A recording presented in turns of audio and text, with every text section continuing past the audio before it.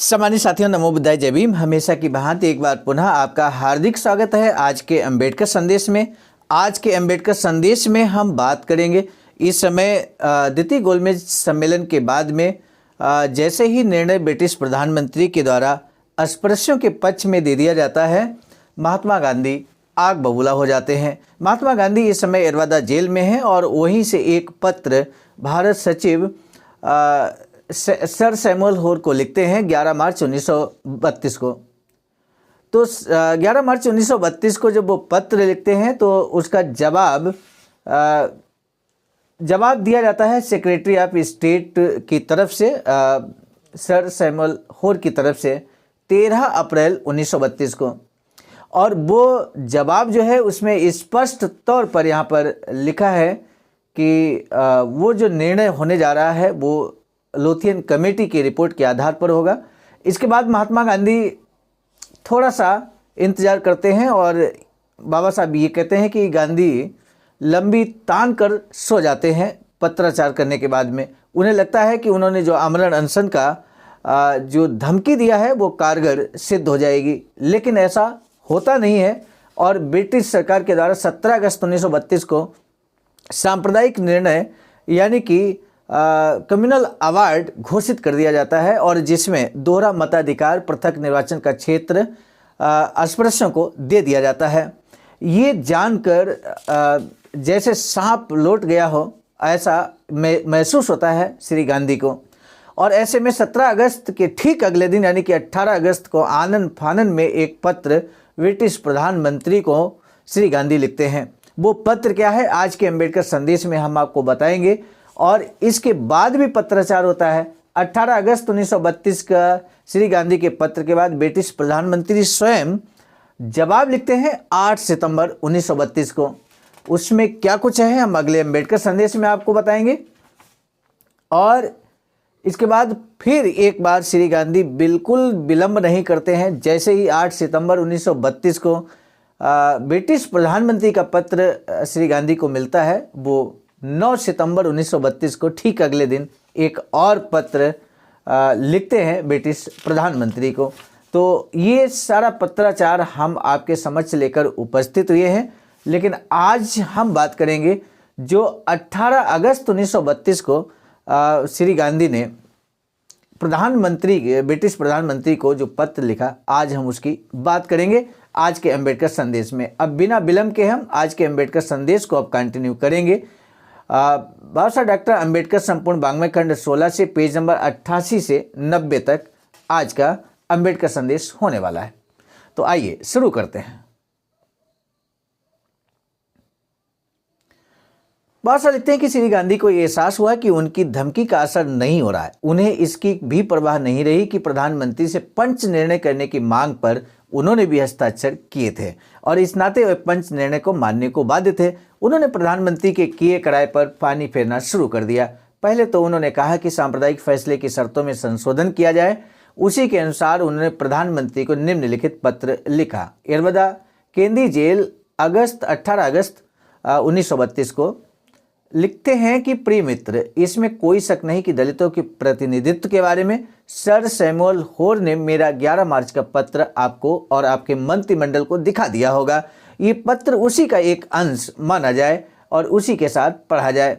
मैंने अल्पसंख्यकों के प्रतिनिधित्व के विषय में ब्रिटिश सरकार का निर्णय पढ़ा और एक तरफ रख दिया, जैसा कि मैंने श्री सैमुअल होर को पत्र लिखा था और दिनांक 13 नवंबर 1931 को सेंट जेम्स पैलेस में गोलमेज सम्मेलन की अल्पसंख्यक समिति की बैठक में मैंने घोषणा की थी, मैं आपके निर्णय के विरोध में अपने प्राणों का बलिदान कर दूंगा। ऐसा करने के लिए केवल एक रास्ता है कि मैं नमक और सोडा पानी के अतिरिक्त कुछ न लेकर आमरण अनशन करूंगा। ये अनशन तभी टूटेगा जब ब्रिटिश सरकार स्वयं कोई प्रस्ताव करेगी अथवा लोकमत के दबाव में आकर अपने फैसले पर पुनर्विचार करेगी और उन दलित वर्गों के लिए पृथक सांप्रदायिक प्रणाली के विचार को त्याग देगी। उनके प्रतिनिधि प्रस्तावित सामान्य निर्वाचन प्रणाली द्वारा चुने जाने चाहिए। महात्मा गांधी आगे लिखते हैं कि प्रस्तावित अनशन आमतौर पर 20 सितंबर के दोपहर से आरंभ होगा और तब तक चलता रहेगा जब तक कि ऊपर बताए गए तरीके पर सरकार के फैसले पर पुनर्विचार नहीं किया जाता। मैं अधिकारियों से कह रहा हूं कि इस पत्र को तार के जरिए आपको नोटिस के तौर पर भेज दूं। इस विषय में मैं आपको ये पत्र पहुंचाने के लिए काफ़ी समय दे रहा हूं।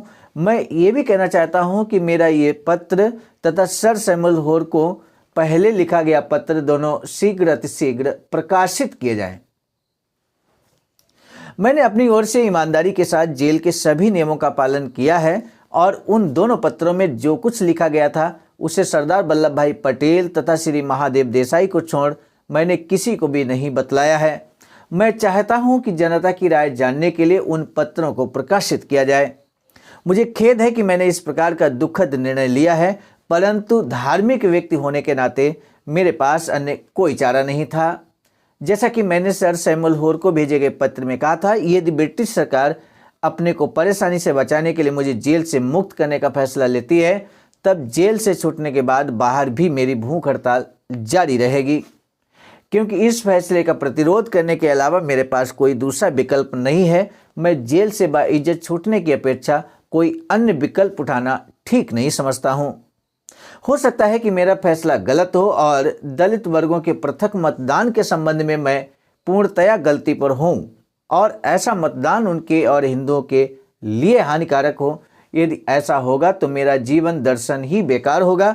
ऐसी दशा में अनशन करते हुए यदि मेरे प्राण भी चले जाते हैं तो वह मेरी गलतियों का प्रायश्चित होगा और उन तमाम असंख्य पुरुषों और स्त्रियों का जो मेरी समझदारी पर अटूट विश्वास करते हैं बोझ हल्का हो जाएगा। यदि तमाम चिंतन के बाद लिया गया मेरा निर्णय, जिसमें मुझे बिल्कुल संदेह नहीं है और ये निर्णय सही है भी, तो इससे मेरे जीवन की उस योजना की उल्लेखनीय क्रियान्वित होगी जिसके लिए मैंने 28 वर्ष से भी अधिक समय तक काम किया है।